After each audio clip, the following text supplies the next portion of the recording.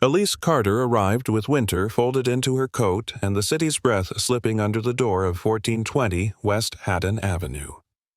The building kept the honesty of old brick and scuffed metal a 70s mid-rise whose lobby plant had retired from Hope. She stood in the vestibule feeling the revolving door nudge her forward, feeling Chicago in the knuckles salt wind, a practical ache. Quiet was the promise that had brought her here. Not brochure quiet, but the usable kind a teacher can sleep inside. Unit 4B opened on a room the color of unlettered paper. She ferried boxes to the elevator and listened to the cab breathe like an animal finding warmth. On 4, the corridor lights stuttered once and steadied. Doors wore numbers like old name tags, 4A, 4B, 4C.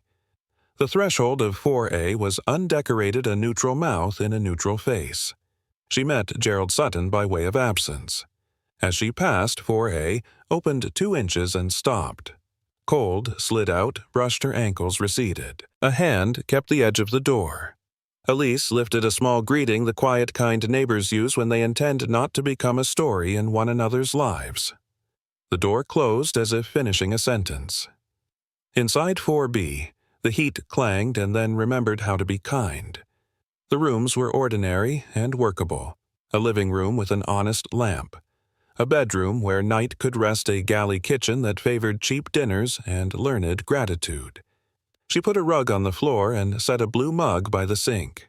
Snow in the alley held the street lamps like coins. The refrigerator sang one steady note. Somewhere, a bus exhaled against the cold. In that hour, the building sounded like other buildings, and Elise let the sound sit on her shoulders like a borrowed shawl. She unpacked the books first because books are scaffolding, and the room relaxed as spines stood up. The welcome packet waited on the counter folded with municipal optimism. A photocopied newsletter greeted residents and reported on salt buckets and radiator etiquette. Near the bottom, a plain link invited tenants to view public permits and archived floor plans. Elise marked it with a pencil tick the way some people pin a thought to keep it from drifting. Evening slid down the alley. Fatigue took her, and still sleep did not come. She lay on the bare mattress and let the building introduce itself, a faucet starting and ending the elevator rehearsing its cough radiators tuning on a dented piano. Being quiet, she had learned, is not the same as being empty. Real quiet has grain. She rose for tea. Steam lifted. The glass clouded and cleared with her breath. She opened her laptop to send Monday confirmations to her principal and saw a new email from the property manager. The subject line was friendly. The content exact a maintenance window 1 week from today. Legacy supply lines to be sealed and retired. Utility chases on floors 3 through 5 to be accessed. Brief disruption anticipated. She closed the laptop and listened without choosing to listen. In other apartments with thinner walls, she had learned the dialect of metal and water the way a pipe can sound like a footstep if fear has tuned your ear. Tonight, the refrigerator's vowel lowered half a note. A fitting tapped its knuckle. Elise told herself the reasonable story, old bones, old breath.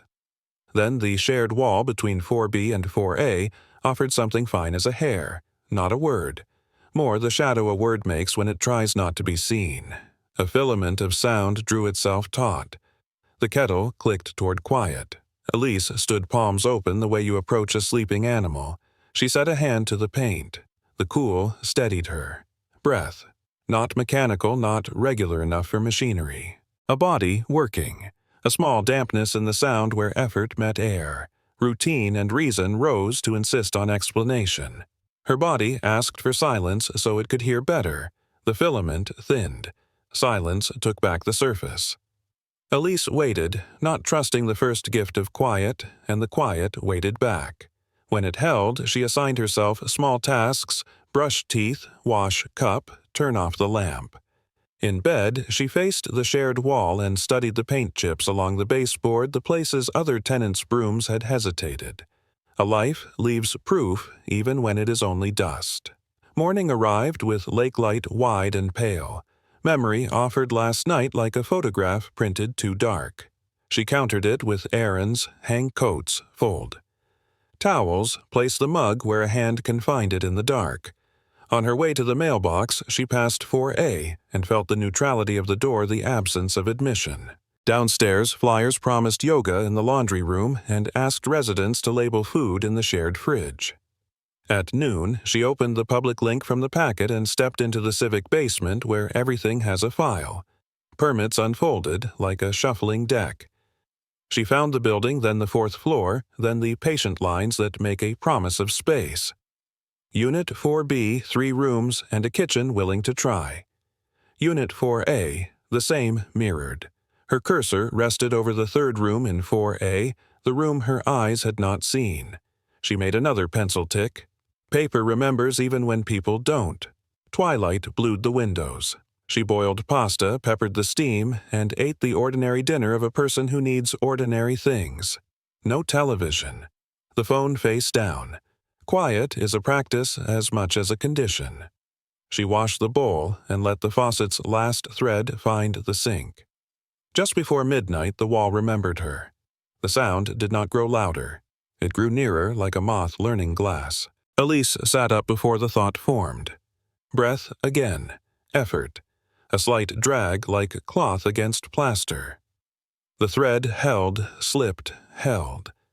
When she placed her palm against the paint, the sound steadied as if presence were a brace. A syllable tried to exist and failed. The failure was worse than a cry. It was a promise that could not stand. Elise did not speak.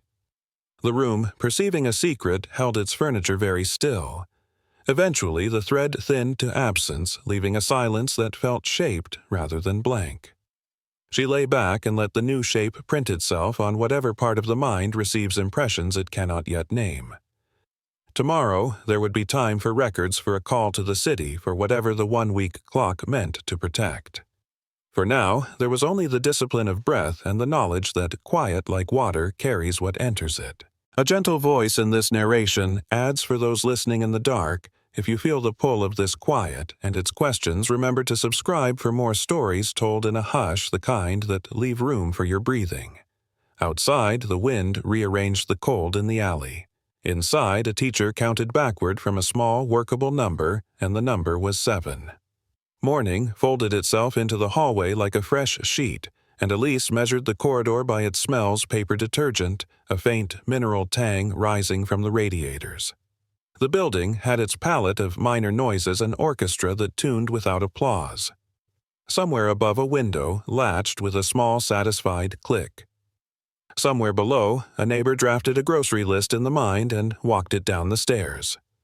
In 4B, the kettle learned her rhythm and began to sing before she asked. The calendar on Elise's phone blinked without flair. Class planning at 9, a faculty check-in at noon, parent notices to draft after 3. A meeting sat at the end of the week, the kind that asks for voices but rewards quiet.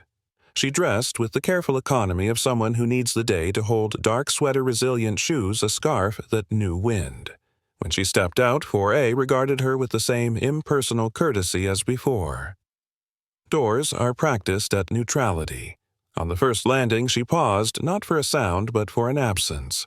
The stairwell air was cleaner than it had been the night before, undercut with a sweetness too sharp to be friendly. Disinfectant, the industrial kind that overwrites microhistories.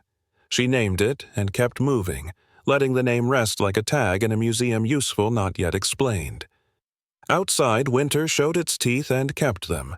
Chicago taught the eyes to narrow and the hands to stay honest inside their gloves. Elise crossed to the bus, which labored kindly and gave her a seat near the middle where the city unrolled in reds and grays. She watched people practice their small survivals: earbuds, coffee lids, necks, tucked into collars, and let the window glass collect her breath and return it as water. In the classroom, she arranged chairs like a little parliament and laid out worksheets that asked children to map the sounds of their block, what the wind says to a flag, how a radiator negotiates with cold, whether a refrigerator hum counts as a voice. The lesson had seemed charming when she planned it. Today, it felt like a question addressed to an older room. School made its own weather. Bells trimmed the air into reasonable lengths. In the staff room, someone asked whether she had settled into the new place and smiled in a way that held both kindness and appetite for story.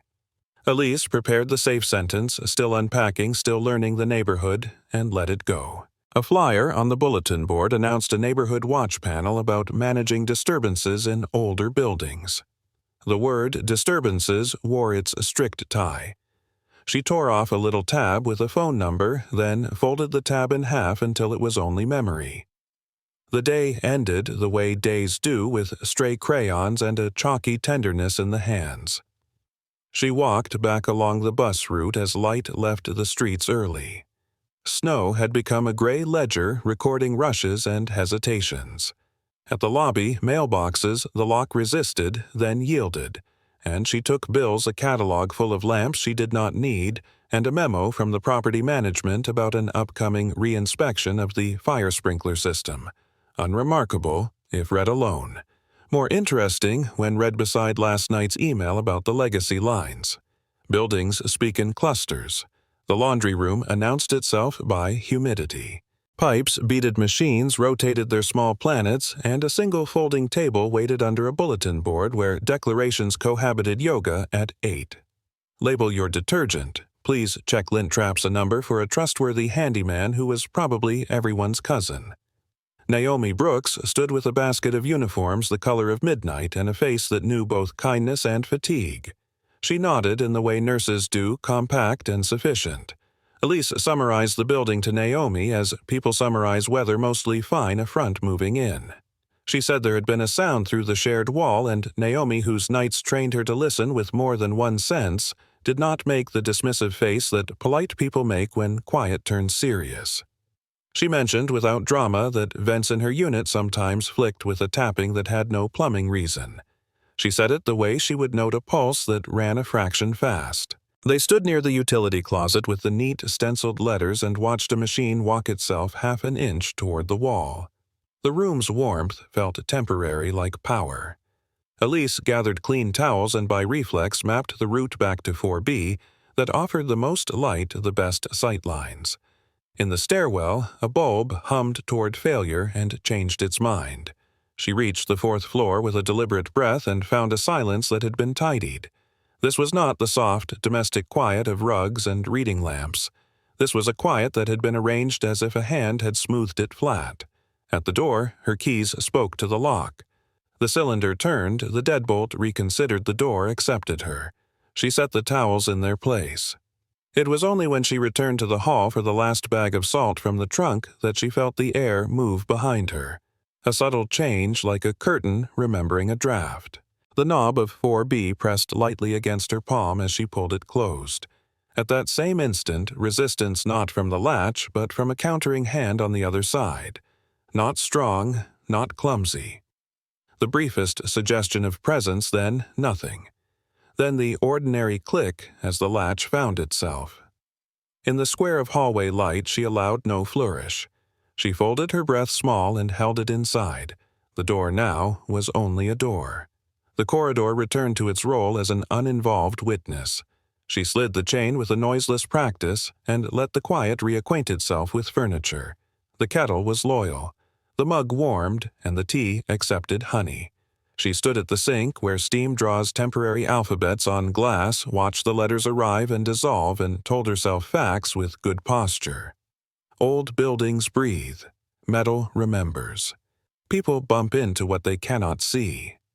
Each sentence made a little room, and the room allowed her to stay inside it. Still, her hand reached for the pencil and made a mark on a small paper calendar, T6. Not an omen, a schedule.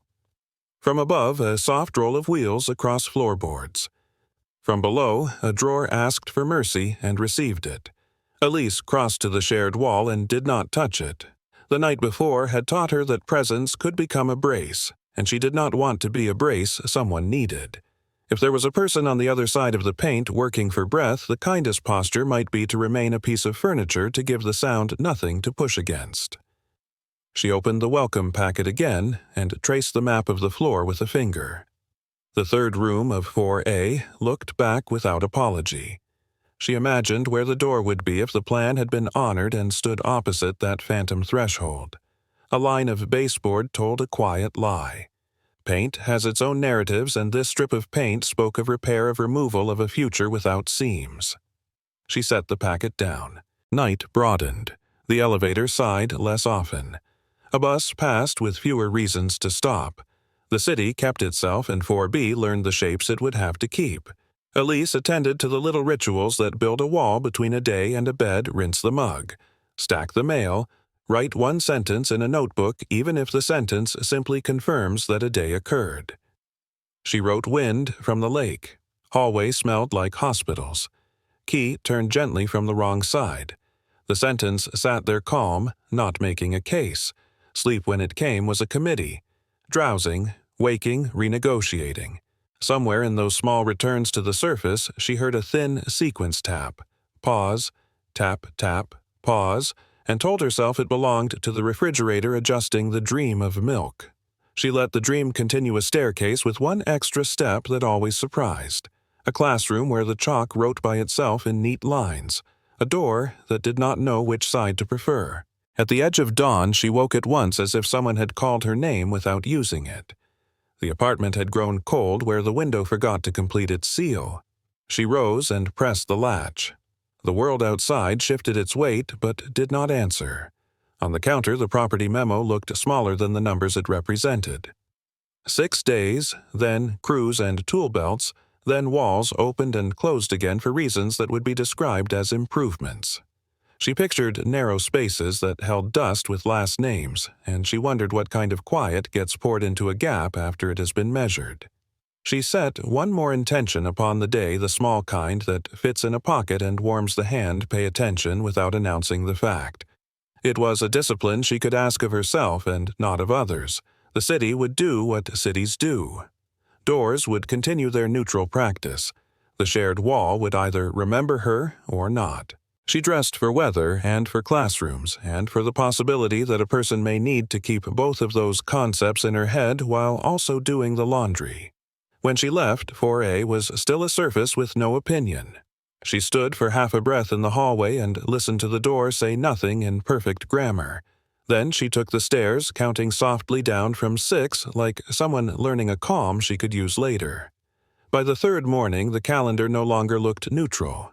The week had been divided into measured slices, class prep, bus rides, dishes stacked in a drying rack, but the blank white squares now carried a quiet pulse. Elise drew a small mark beside the date and, without naming it, omen or comfort, thought, 5. The public permits answered with their bureaucratic patience. The same fourth-floor plan again. 4B and 4A as mirror images, 3 rooms each, lines confident as truth told under oath. When she held the paper against the light, the ink did not change its mind. But in the hallway, paint told a different story. One long stripe of corrective sheen where a door might have been a sentence edited to hide a clause. Naomi arrived at the laundry room with the gravity of night shift still on her. In the basket were dark scrubs folded soft as apologies. She set her phone on the table, and with the quiet efficiency of a nurse charting a symptom, played back the audio. Elise had captured a series of taps that kept almost becoming a pattern, then fell away. Breath rising raw at the end of a small corridor. There were no declarations, only a body working a signal, faint but insisting. They went to the manager's office because the shape of a problem can sometimes be made visible in someone else's neatness. Derek Cole kept his files in orderly stacks and his voice in the center of acceptable. He mentioned upcoming reinspection of the sprinkler system and the scheduled sealing of legacy lines, an ordinary improvement cycle, an ordinary winter memo. He admitted, when pressed gently, that a few tenants had reported an odor in recent months that he had chalked up to cleaning agents and overcautious noses. He glanced at the building roster. He did not glance at 4A for long, but he glanced. Alan Pierce came as a calm measuring device in human form. He arrived with a laser distance measurer, a moisture meter, a notebook he did not treat like a prop. In 4B, he stood by the shared wall and took its dimensions the way a portraitist might approach a face, frontal, then oblique, then close, then far. The numbers told him something he did not say aloud. Thickness where none should be variance between prints and reality. He knelt, checked baseboards, found a hairline seam that made no sense if nothing had been covered. In the bedroom, he lifted a loose floorboard near the wall with the practiced care of someone used to the consequences of curiosity. Under it, a narrow line of supply pipe ran where the plan had not predicted one newer than its neighbor's perfectly tucked private conduit. He exhaled in a way that sounded like a decision. The code enforcement inspector was named Karen Bell, and she carried an authority that did not need to lift its voice. She reviewed Alan's notes, the permit discrepancies, the administrative path to enter a dwelling when a life safety violation is suspected. She spoke with legal about an inspection order and with the precinct about polite company for the day. An officer from CPD would attend Marcus Delgado, who had read the 911 report twice and found himself not fully satisfied by a late-night television's alibi. In the corridor, the building rehearsed silence. Doors kept their faces.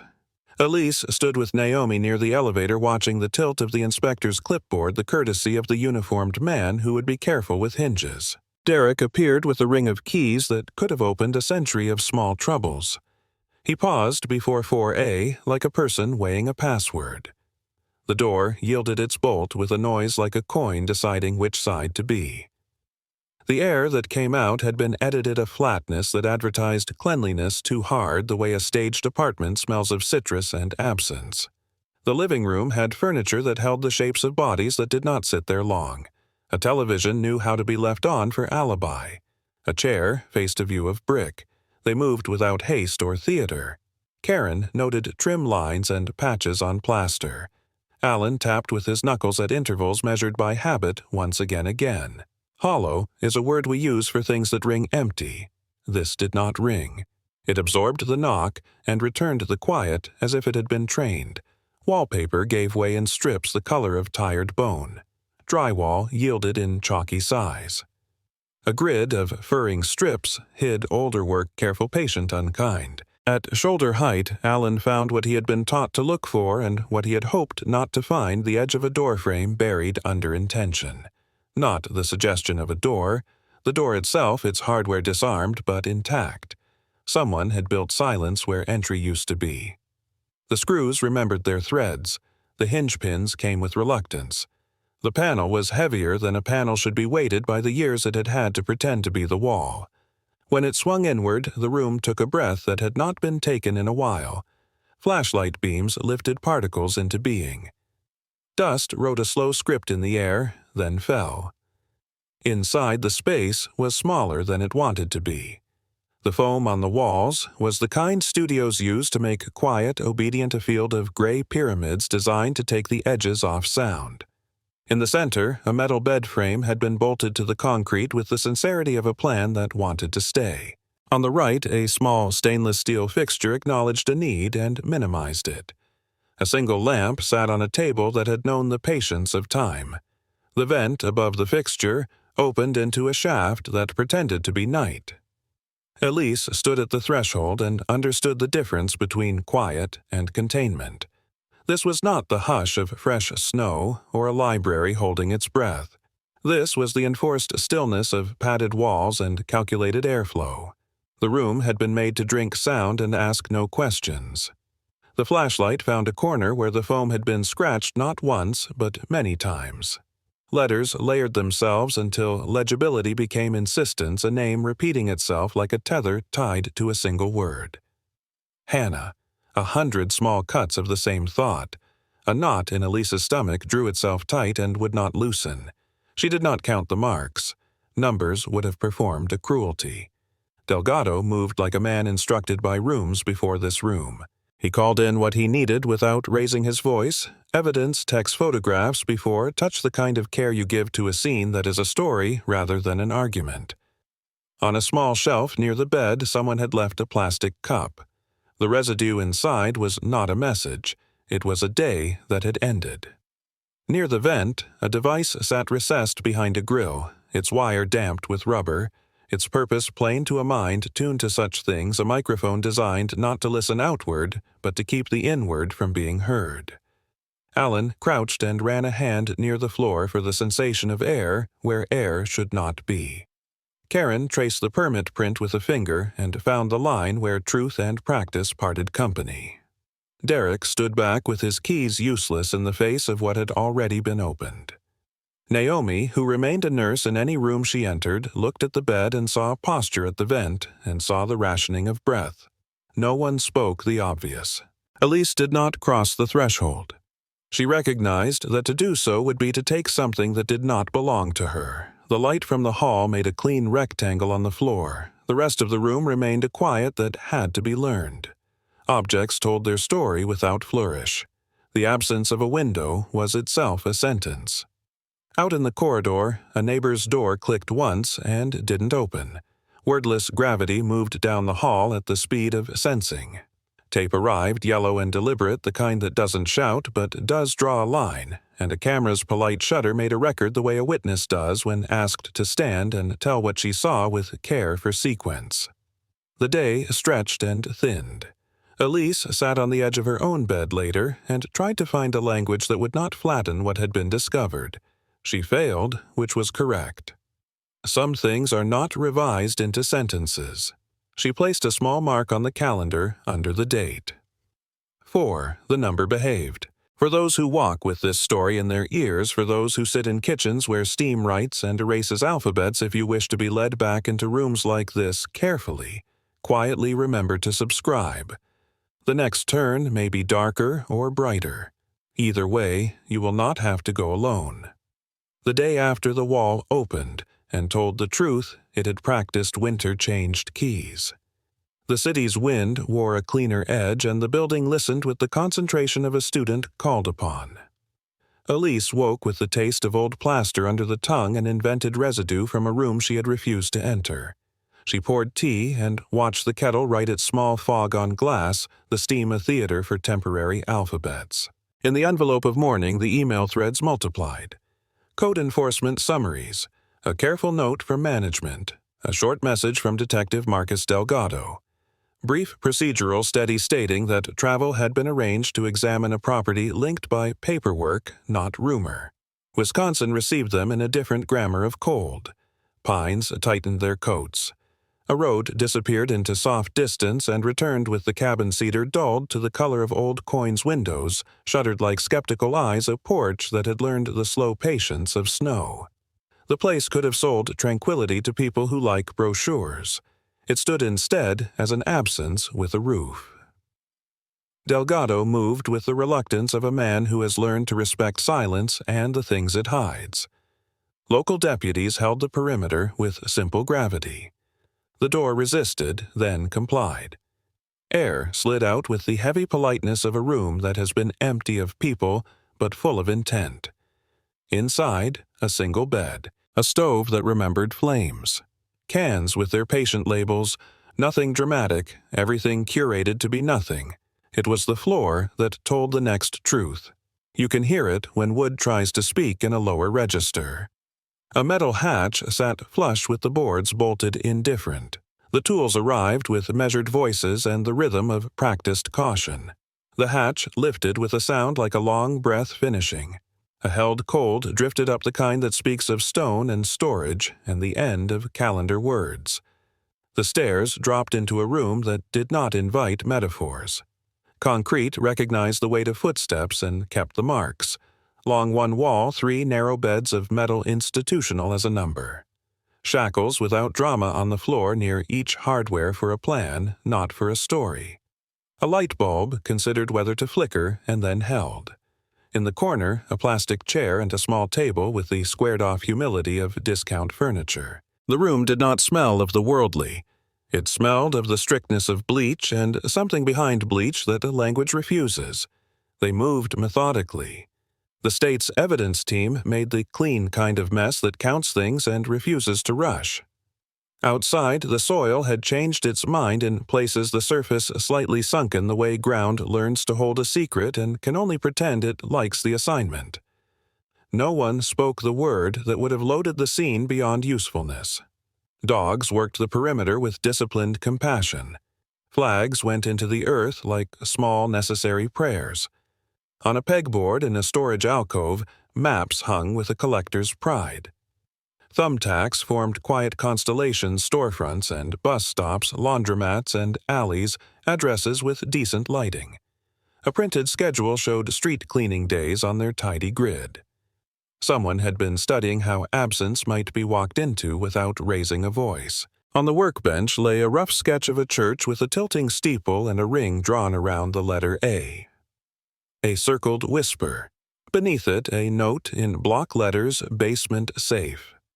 Delgado held the sketch as a man holds an invitation to a room he would rather not enter, and made the call to Chicago that summoned a different kind of winter. The South Side accepted the request with its own practiced caution.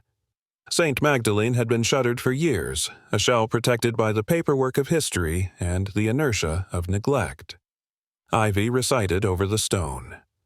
The nave was a choir of dust. Windows wore plywood like unconvincing eyelids.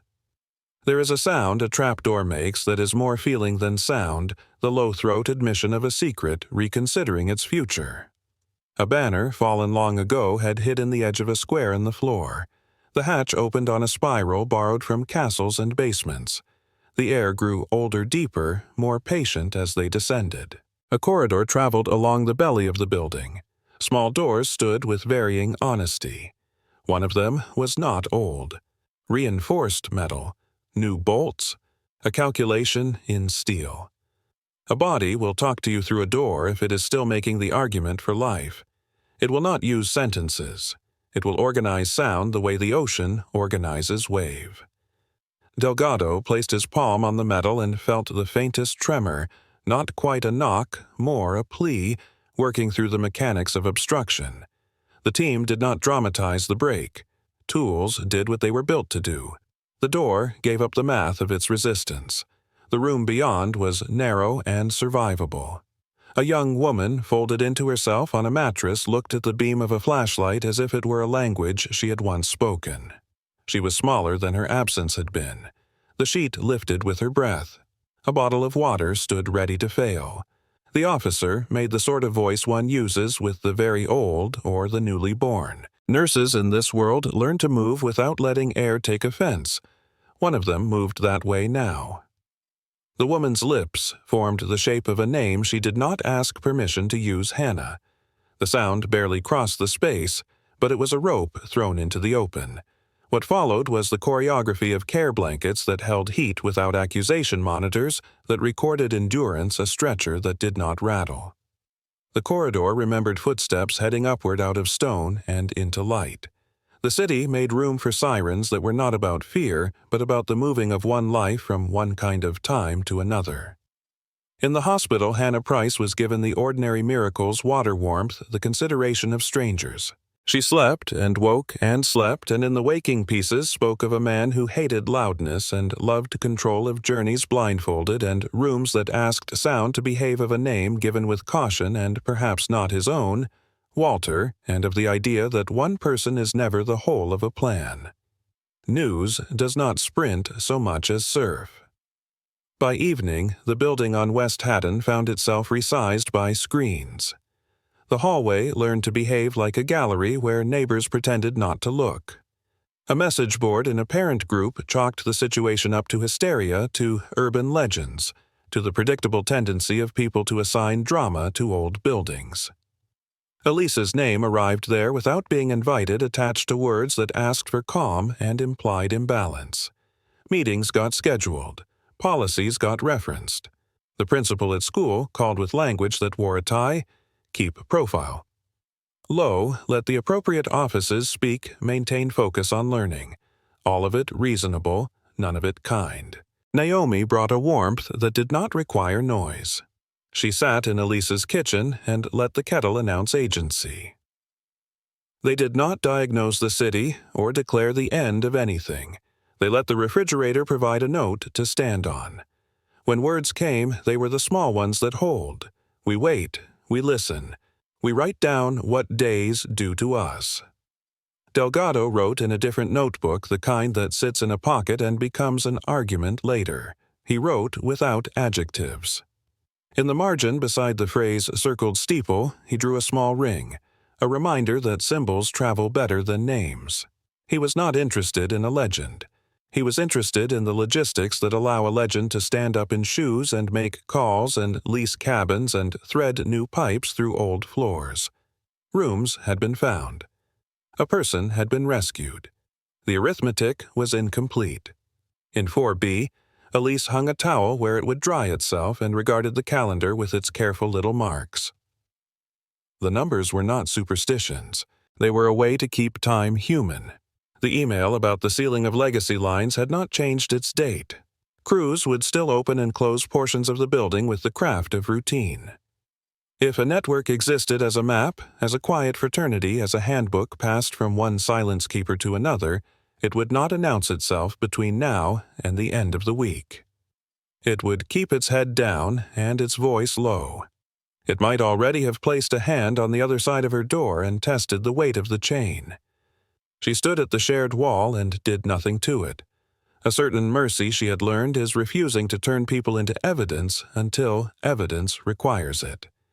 She turned off the lamp and lay down with the knowledge that the city was not a character in a story, but a location in which many small stories insisted on their ordinariness. Outside, a plow leaned its shoulder into snow. In the alley, a cat negotiated with the idea of warmth. In the church, a door relearned how to be a door. In the cabin air, learned that it had more room than before. Sleep came with the gait of someone persuaded rather than conquered. Somewhere the refrigerator practiced the vowel of patience. Somewhere a detective prepared a press briefing he would not enjoy. Somewhere a nurse checked the angle of a curtain. The building breathed into itself and let the night stop pretending to be anything else. In the days after the room surrendered, one of its silence's recovery learned its gait. The hospital gave Hannah Price the ordinary miracles in measured increments, water warmth, a window she could ask to open. She spoke in careful parcels when the body allowed, offering not a plot, but a ledger.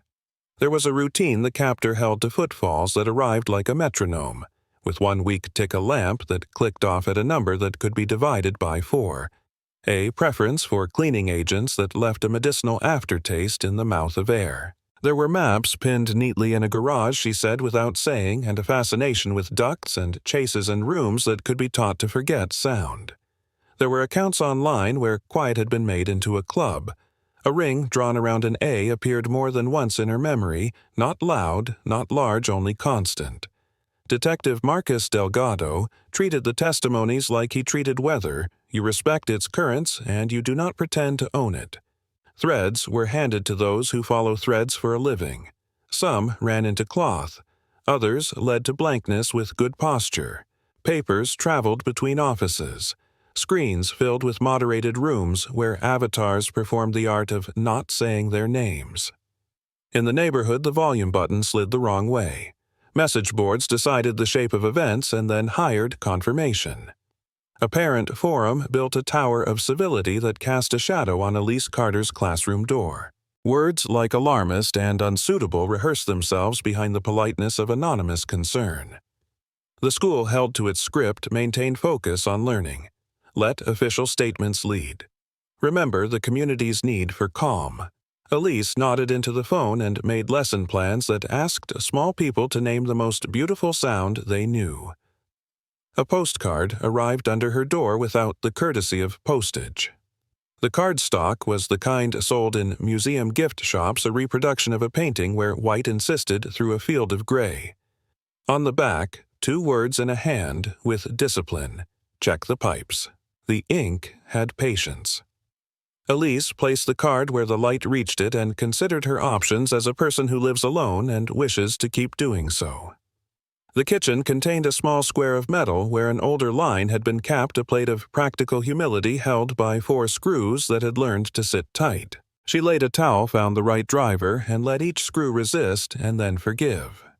Behind the plate, a pocket of space exhaled a draft that had waited. Taped inside the cavity was a clear bag with corners folded exact. The bag held photographs printed on the fast ordinary stock of corner stores, images taken from the cruel intimacy of a hidden lens. A woman unlocking 4A with keys that had not yet learned her touch. A woman leaning toward a mirror to check a small worry above the eye. A woman sleeping under a new light fixture. The timestamps were fresh enough to be an insult.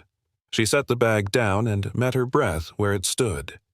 The hallway closet had swallowed many lives' worth of brooms and coats. Today it was gutted to its studs. On the inner wall down low, where a hasty search might skip a small device the size of a paperback, waited with the calm of something designed to go unnoticed. It was a signal booster humming in a legal way toward an illegal use. Its cables ran to nothing, the landlord claimed.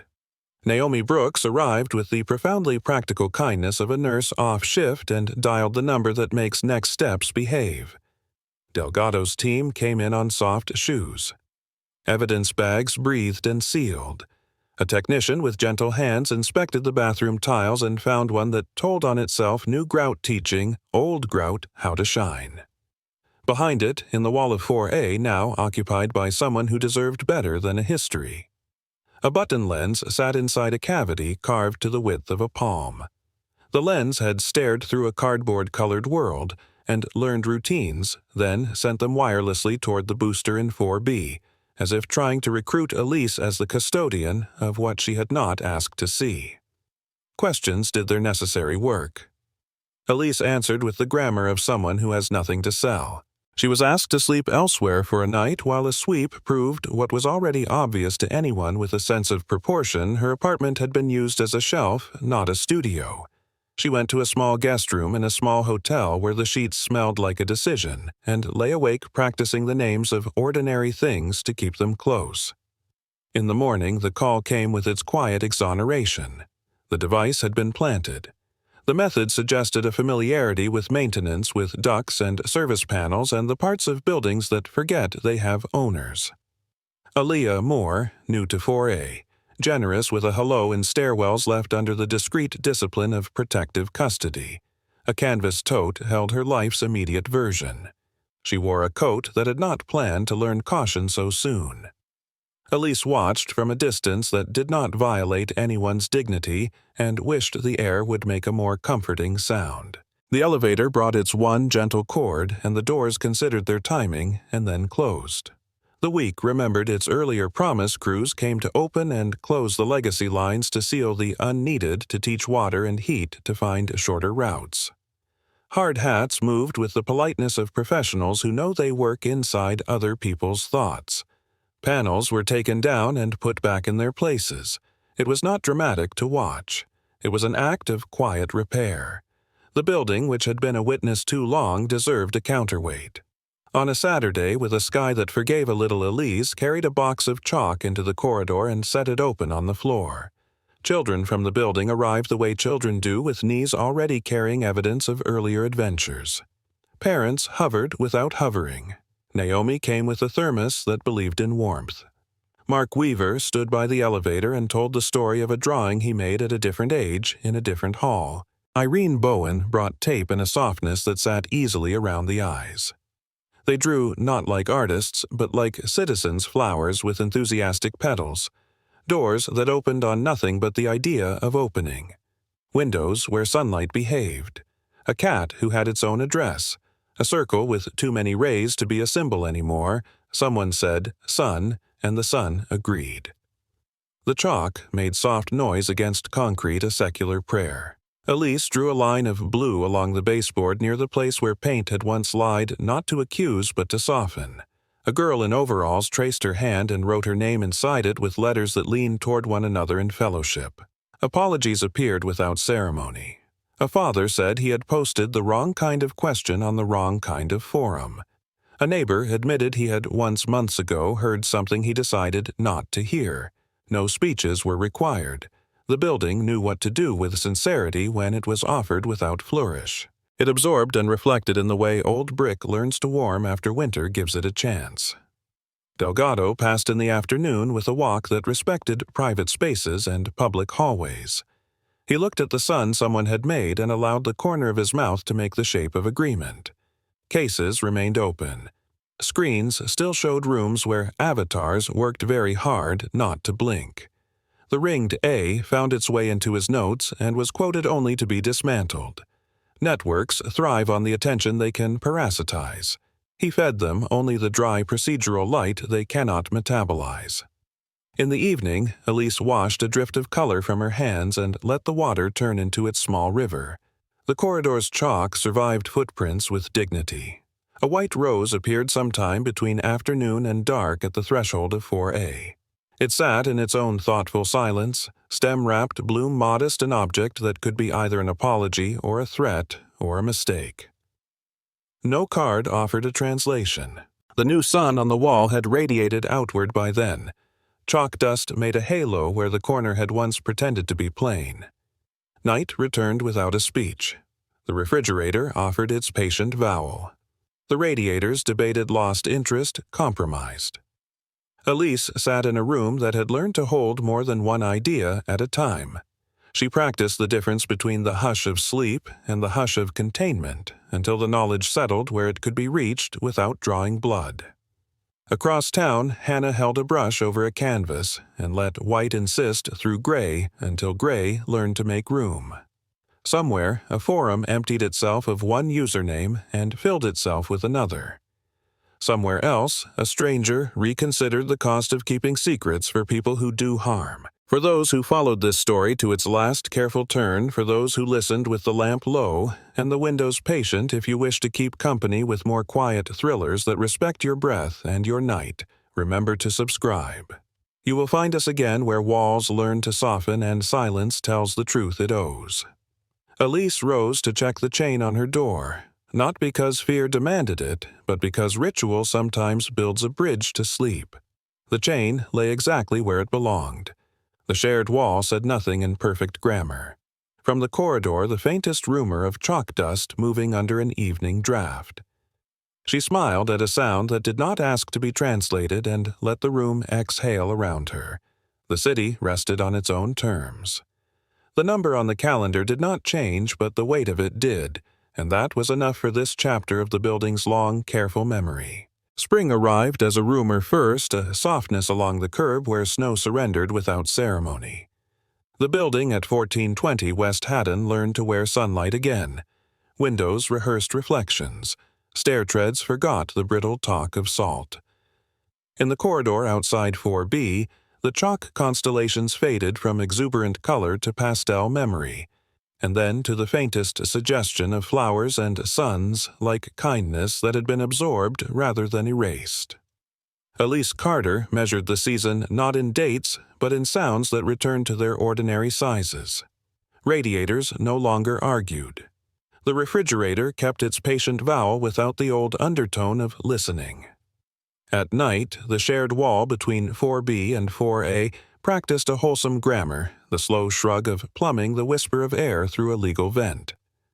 When the building spoke now, it spoke of weather and laundry and the mild politics of coexistence. On her desk sat the postcard that had once been a command, check the pipes now repurposed into a bookmark. She slid it into a book that required concentration and allowed no ghosts to borrow the page. The calendar had emptied itself of countdowns and returned to simple appointments, lesson planning, bus times, a parents' meeting that promised pastries and delivered them. She taught a unit called Architecture of Listening and asked her students to design rooms that invite voices to feel safe.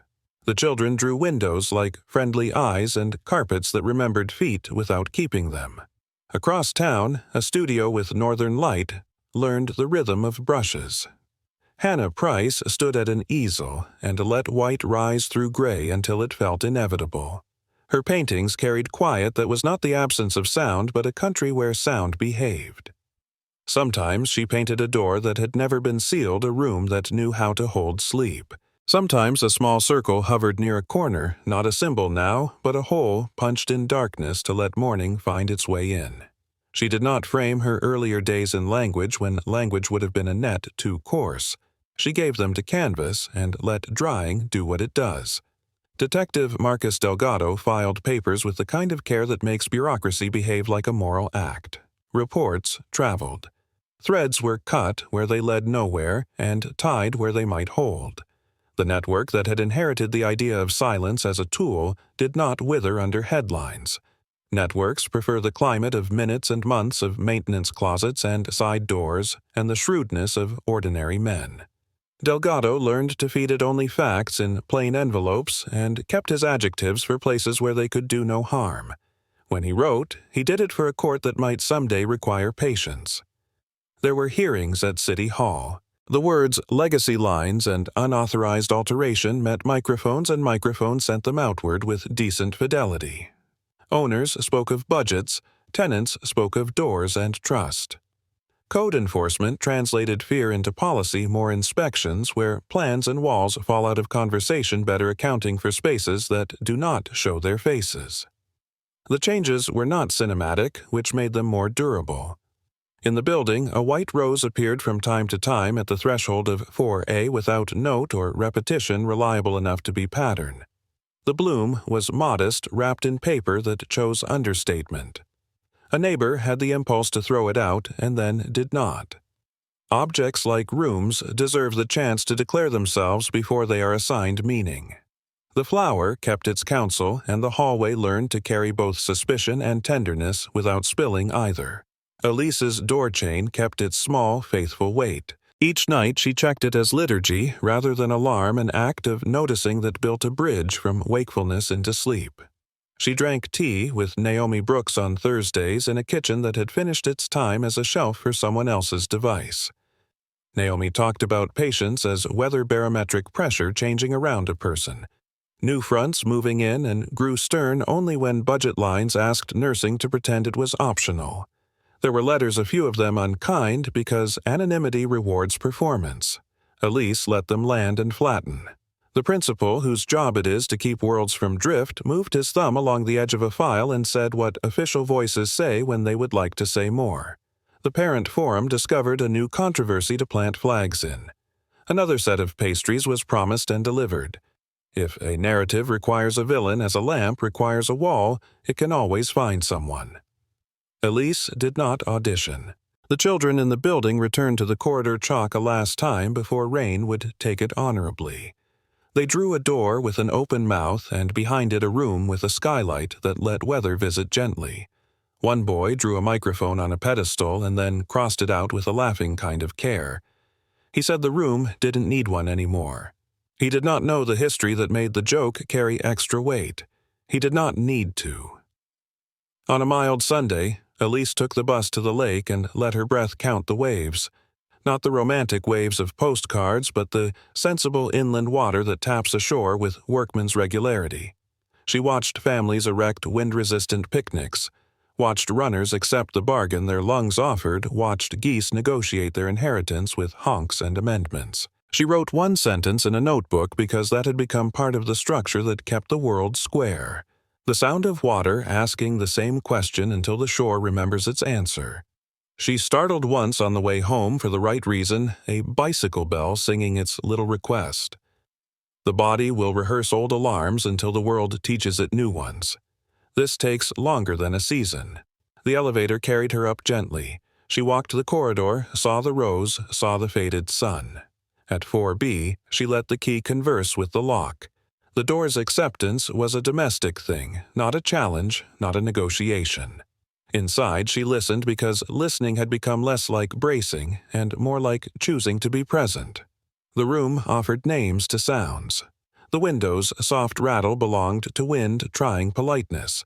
The refrigerator hummed because fruit requires a particular climate. The neighbors above rolled a cart over a seam in the floor and then stopped because carts listened too.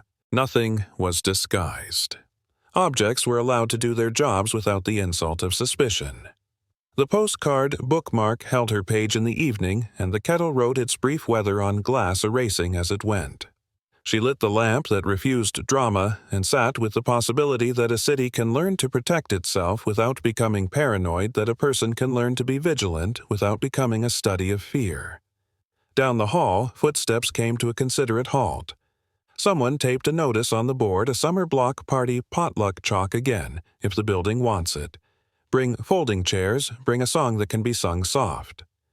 The notice did not mention memorials or crimes or cautionary tales. It did not need to. Memory lives where it will, and the best proof of memory is the quality of attention we give to small, ongoing things. Elise thought of Hannah mixing white into gray until both were changed of Delgado filing and refusing to feed a story its favorite foods of Naomi's hands learning sleep one shift at a time. She thought of 4A as a set of rooms where morning found purchase again. She stood at the shared wall and did what she had learned to do best: nothing theatrical. Presence without pressure, attention without invasion. Listening that does not ask for performance. Night eased into the familiar. Somewhere a bus made its final case to a stop and then surrendered. The building breathed. In the corner of the living room, a plant considered a new leaf. The chain on the door kept its promise. When the wall spoke, it did so in the language of settled houses, telling the kinds of stories buildings are allowed to tell. Heat traveling wood. Learning air. Exchanging its thoughts with a window latch. The old terror had been translated into something a person could sleep inside. In the quiet that followed, Elise learned a new definition that did not require footnotes. Peace is not the absence of sound. It is the right proportion of attention. The night wore that proportion well. She turned down the lamp. The postcard kept her place. The corridor beyond held its chalk ghosts lightly, and the city, which has never been a character and always a place, tucked itself into its own considerateness and rested.